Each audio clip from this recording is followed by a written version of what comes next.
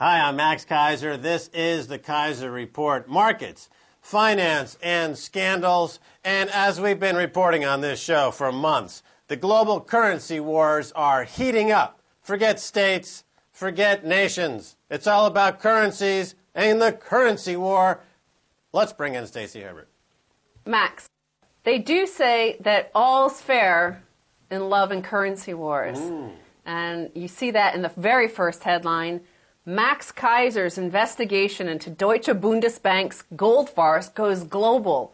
The Germans are about to have 66% of their gold reserves commandeered by the U.S. So this follows an interview that Jim Rickards gave to Eric King at King World News. And he was asked by Eric King what would happen if the dollar collapsed. And Jim Rickards says, well, it's okay because the U.S. could go onto a gold standard because they have 8,000 tons of gold. But then listen to the rest of this, what he says. And in addition to that, there is over 6,000 tons of foreign official gold that's stored in the United States that we could always convert if we wanted to. If that gold is at the Federal Reserve Bank of New York, the United States could just secure it. We could send in a military convoy and move it to West Point or some, secure U.S. location and then just give the Europeans a receipt. Yeah, well, the key word there is convert. Well, you have to explain this to us, Max, because it's like one of these financial words, perhaps, of like securitization. A fancy word for something else, perhaps? Stealing? Yeah, the Germans have 66% of their gold bullion held in New York. And what Jim Rickards is saying is that in the global currency war, where gold ultimately becomes the winning currency, the U.S. has the option simply to commandeer the 6,000 tons that they hold for various foreign banks, including the German foreign reserves held in New York, and they can simply appropriate that gold and they can ship it off to a secure location, and they therefore would have 6,000 tons in addition to the 8,000 tons in Fort Knox, giving them 14,000 tons. They also produce something like 20% of the gold every year in North America in the U.S., so this makes the U.S., as Rickards says, the Saudi Arabia of gold. He also goes on to talk about having this alleged gold, having the alleged 8,000 tons of gold. And by the way, it hasn't been audited since, I think, the 50s or something, a full audit. And having this 6,000 tons that they claim they can just confiscate from Germany, France, and other nations that have some gold in the U.S. In a way, the Fed can afford to trash the paper dollar, or at least experiment and risk trashing the paper dollar, because if the dollar collapses, we can just go back to gold pretty easily. But the rest of the world can't, especially if we take their gold. The U.S. is trying to win the currency war right now by creating tens of trillions of new paper dollars to debase their own currency, to try to keep the U.S. competitive somehow versus other countries whose currencies are on the way up as a result of the U.S. giving itself a self-inflicted gunshot wound to the head of the economy by flooding the world with trillions and trillions of dollars, more dollars. And so this is plan B. If the U.S. doesn't win the war this way, if the rest of the world decides, you know what, like for example, if China says, and I've talked about this on this show before, if China is the first to monetize their gold supply, they would in fact be the winner as per the Nash equilibrium or game theory, because a lot of money would suddenly flood into China. They would have a gold-backed currency, and they could win this gold and currency war if they were the first to move. But I'm not sure if China is that agile on its currency feet. Well, Jim Rickards, to put this into context, he is a man who has advised the U.S. government on many occasions. He does meet with the Treasury. So this could be seeing into the mind of what is going on behind the scenes. And we do know that many central banks have been buying gold in the past year for the first time in decades. Central banks are now net buyers of gold. On the other hand, the other big story going on in the participation of the currency wars is the collapse of the U.S. mortgage market. And why that's happening, of course, is because the banks bought credit default swaps, insurance that their customers would default. and therefore they were incentivized to have their customers default. So I do wonder if China is also, have they bought many credit default swaps on U.S. debt, and actually maybe they're encouraging them to go into debt and default because maybe they might actually make more money? Yeah, I mean, that's an interesting point. If China has the credit default swaps in sufficient quantities to benefit from the collapse of their dollar investments, they could make 2 or 3 times back the money they lose on their dollar positions. It's an insurance fraud, credit default swaps. It's like buying insurance on a house and then torching the house. It's almost as if a bank like Goldman Sachs would have sold credit default swaps and subprime mortgage products to banks and then sold those banks short and sold those products short to benefit from their collapse on the thing that they just sold them. Wait a minute, they did do that! But also, it kind of seems like a scene between this creditor and debtor whereby, you often see the police in the U.S. corner a bad guy, and the bad guy holds a gun to his head, and the police hold a gun to him too, saying don't kill himself, but they often end up killing him. So it's like that. The U.S. has a gun to its own head, and the Chinese creditor has a gun to them as well in this currency war. Yeah, this is the thing. And the U.S. has got a gun to its own head, is committing nationicide, and the rest of the world is giving out a collective huge yawn and saying, if the U.S., if you want to kill yourself, we don't really care. We can always play those movies, we can replay the Hollywood movies. We've got it plenty. They're making the same movie and over again anyway. Godzilla Part 12 or Indiana Jones Part 9. I mean, it's all derivative. Hollywood's gone totally derivative. They can just play the old movies again. They don't need Hollywood anymore. They don't need the America anymore. Go ahead and blow yourselves up. We don't care. So we've been talking about the currency wars, and that was the big theme we said to look forward to in 2010. It's now happening. Now, what's going to happen going forward? What do we see in the next 12 months? And one thing I have is this conflict, this clash for justice and recourse. And I'm going to show you some headlines that show this oligarchy, this corruption between the bankers and the political elites around the world. 67,500,000. That's a headline, and it's referring to the next headline. Countrywide's Mozilla settles lawsuit. So Angelo Mozilla, the former head of U.S. subprime mortgage lender Countrywide, has agreed to pay $67.5 million in an SEC lawsuit to settle the lawsuit without the lawsuit actually going ahead. Nothing went to court. Mozilla did not have to admit any wrongdoing, so he'll always be able to be on a board of directors of another company. And it turns out that Bank of America is going to pay his fine, which only ever amounted to 50% of what he stole, basically, in the last 2 years of the subprime crisis. This guy Mozilla is like financial herpes. I mean, there's no cure for people like Mozilla. He was very smart in terms of, in a mafia organization, he had the friends of Mozilla. Remember, he gave preferable loans to many politicians in the U.S. Right. So, I mean, it's important to keep in mind that the mortgages were fraudulently written to begin with. We now know that these liar loans and these no-job ninja loans, that's fraud. It doesn't comply with the law. And Mozilla over there at Countrywide pocketed $140 billion or something like that. Million, yeah. Yeah, million. And he got caught, of course, and his penalty is to give back half the money he stole and not admit any wrongdoing in any way.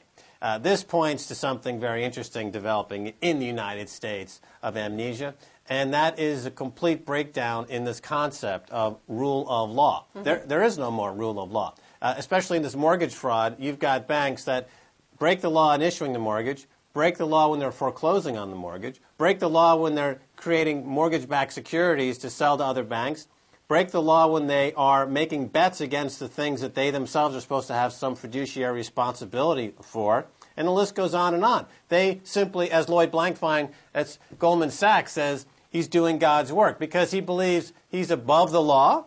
He believes he's the giver of laws.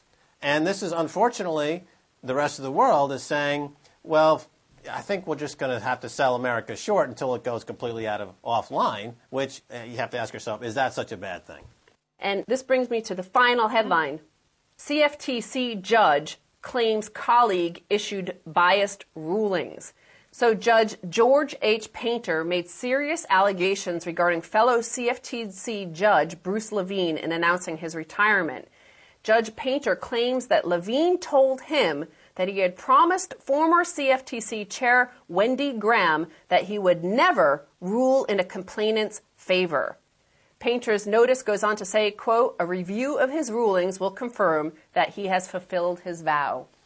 That's right. So if you have a complaint that you were ripped off by a broker or a banker, if you go to the CFTC or the SEC, they are programmed to deny you even looking at your case. They have no ability. As I've said it before many times, when you open an account, you sign off on an arbitration agreement. That means that if you have a grievance, you have to go before an arbitration panel that's stacked by the very people that you're complaining against. Now, on the mortgage fraud front, the banks are very anxiously trying to get people to sign up to modified loans by the thousands right now, because in that documentation, it removes their ability to pursue legally the wrongs that have been inflicted upon them. It's illegal, essentially, because you're depriving people of their right to recourse. But that's what I'm saying, is like, you see a real live example of this in the CFTC, but it holds for every single level of this financial system up to the president. There's no recourse because they're all working together.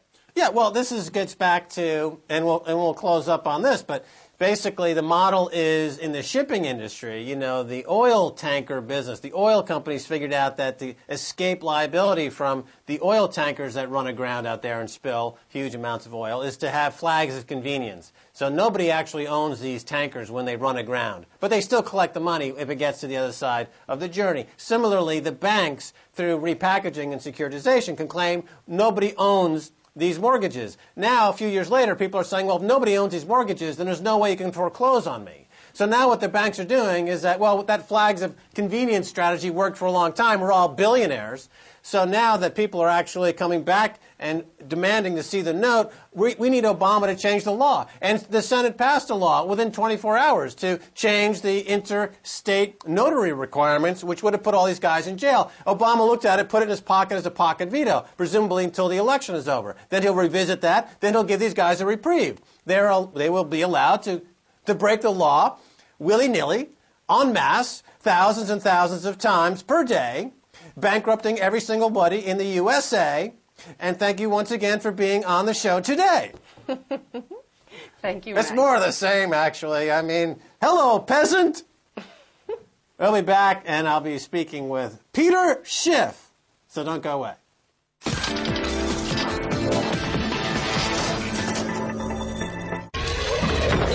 Every month, we give you the future. We help you understand how we'll get there and what tomorrow will bring. The best in science and technology from across Russia and around the world. Join us for Technology Update on RT.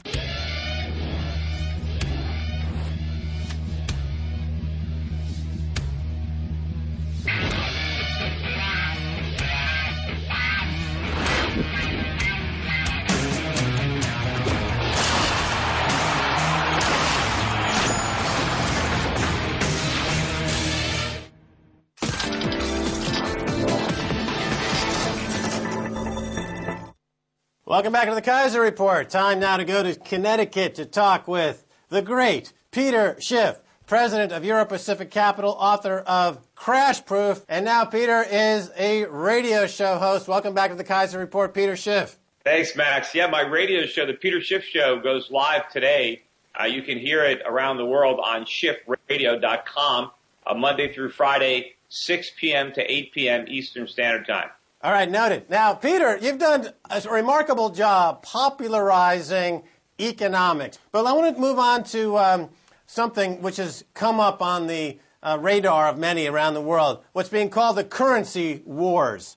And I don't know if you follow Jim Rickards, but he's talking about the fact that the U.S. can conduct their crazy monetary experiments as they're doing now because the U.S. has a plan B, which is that a gold standard backed by its 8,000 tons of gold could be augmented by an additional 6,000 tons of gold held at the New York Fed by other countries that store their gold at the New York Fed. There's 6,000 tons of it, that the U.S. could simply seize that gold and put it under lock and key. What are your thoughts on this?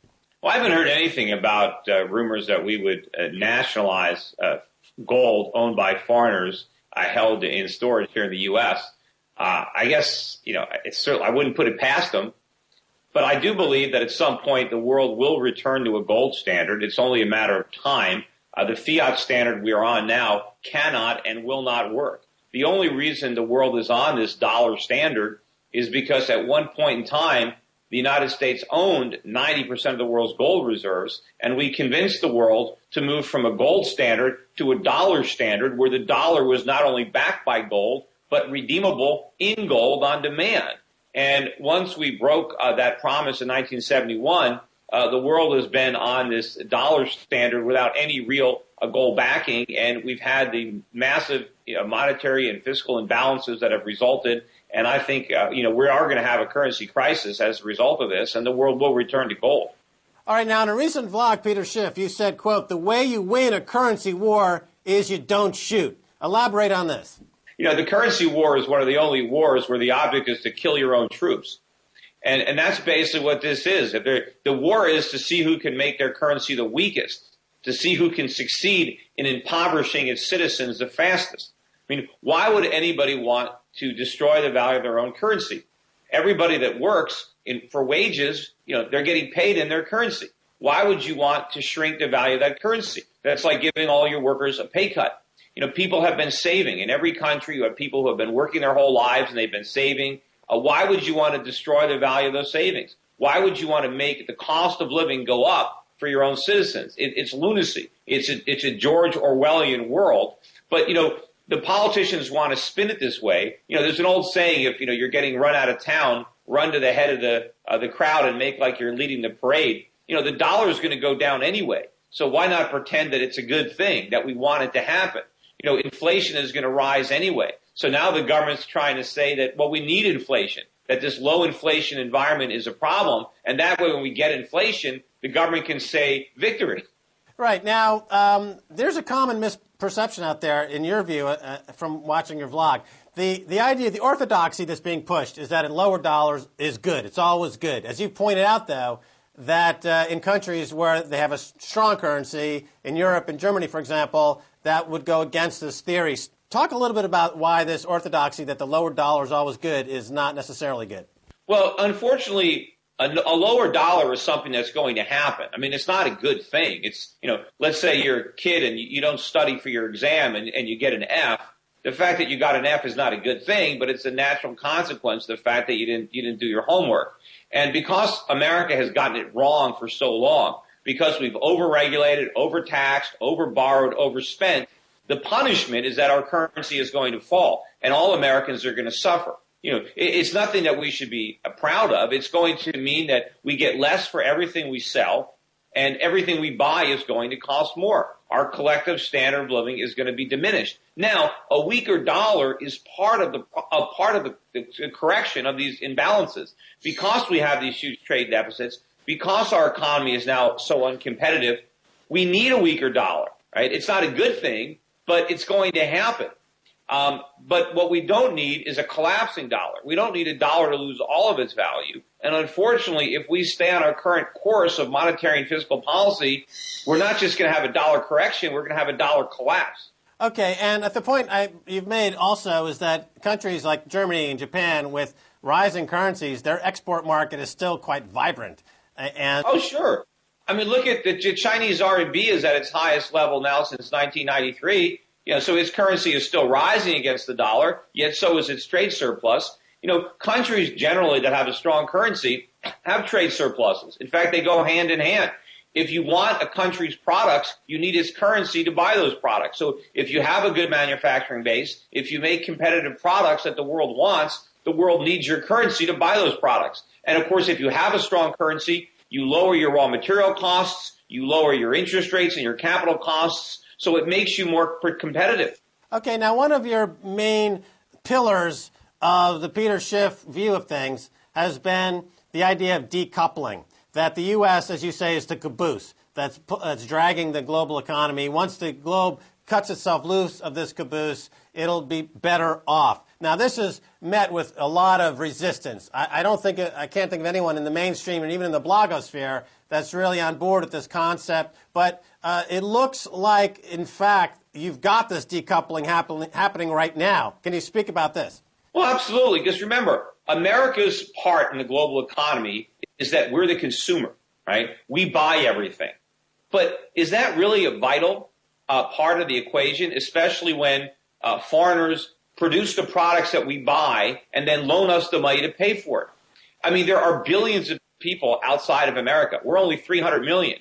My argument is they don't need us. You can take us out of the equation and nothing changes. All that changes is who does the consuming. If the rest of the world produces the products and then has the money to pay for them, all they have to do is not loan that money to Americans and leave their money in the pockets of their own citizens and let their citizens consume. I mean, consuming, anybody can consume. I have an 8-year-old kid. He consumes anything I put in front of him. He wants everything he sees.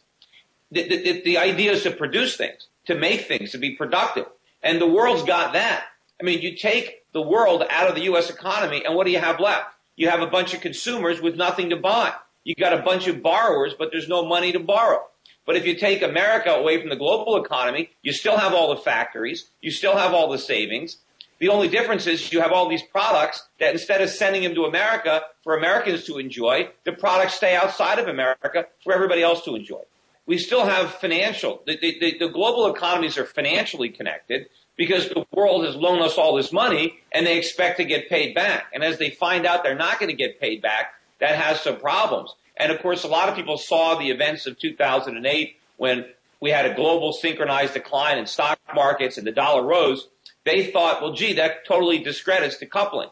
I didn't think it discredited it at all. I mean, I know that we have a financial coupling, but once that is resolved, the economic decoupling is already well underway and will continue as the dollar loses value. As the dollar loses value, we become a smaller and smaller component of the global economy, and more people realize that if they just simply let the dollar collapse, it's not going to hurt them. All right, let me ask you this finally. In the real estate market, of course, we've had a huge crash, I guess you could call it. In your book, Crash Proof, you predicted the collapse of Fannie Mae and Freddie Mac, which is, of course, the enablers to this huge real estate market. Now, at the moment, with the foreclosure fraud investigation going on and with the job market not picking up, it's hard to make a case that the real estate market is bounced or will improve. So we're looking for more, I think, downside in the real estate prices and in that whole market. And this has been, the subprime market debacle and the foreclosure fraud. This has created this huge vacuum in the economy of imploding bond markets, imploding mortgage-backed securities, what some may call deflation. There's this huge wave of deflation because all of these things are going into the ether. Now, the countervailing force of the Fed printing money has not really created price inflation. It's created asset inflation. We've seen it in commodities and we see it in gold prices. But net, you still have this huge volume of billions, hundreds of billions of trillions of these imploding securities going forward. And this is the tension. I mean, I would argue that, number one, the deflation that you're seeing is prices falling in terms of gold. So the price of just about everything has been coming down if you measure it with real money. But if you measure prices with U.S. dollars, they are certainly rising in some areas, like commodities. Prices have been on a tear. But also, real estate prices are not falling. They should be falling. They should have fallen much more than they have. The reason they have not fallen was because of all the inflation that the Federal Reserve has created, which has prevented a healthy correction in prices from occurring.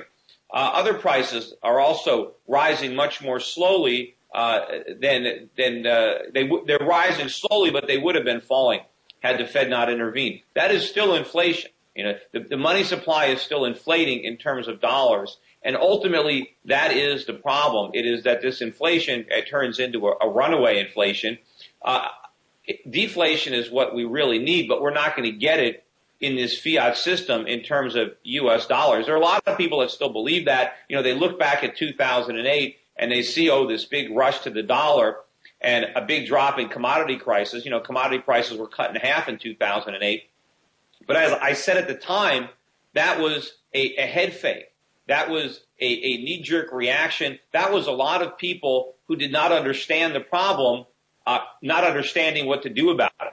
A lot of people, again, they still try to discredit me by saying, Peter Schiff, you predicted that the dollar would fall, and look, it rose. It only rose in 2008, and it rose because other people got it wrong, not because I got it wrong. Anybody who rushed into the dollar in late 2008, all 2009, those dollars are worth a lot less now than they were back then. The dollar has gone down substantially. The dollar is at a record low against the Swiss franc. It's at a record low against the Aussie dollar. It's at about a 20-year low against the Singapore dollar, almost a record low against the Japanese yen. It's certainly at a record low against gold. So it was the people who stampeded into the dollar that got it wrong, and I still don't think they've stampeded for the exit yet. I still think the complete dollar collapse is in our future, and when that happens, you're going to start to see prices rising across the board. All right, Peter Schiff, thanks again for being on the Keiser Report. Well, thanks for having me. All righty, and that's going to do it for this edition of the Keiser Report with me, Max Keiser, and Stacy Herbert. And I want to thank my guest, Peter Schiff of Euro Pacific Capital. His new radio show starts tonight. If you want to send me an email, please do so at keiserreport@rttv.ru. Until next time, this is Max Keiser saying bye, y'all.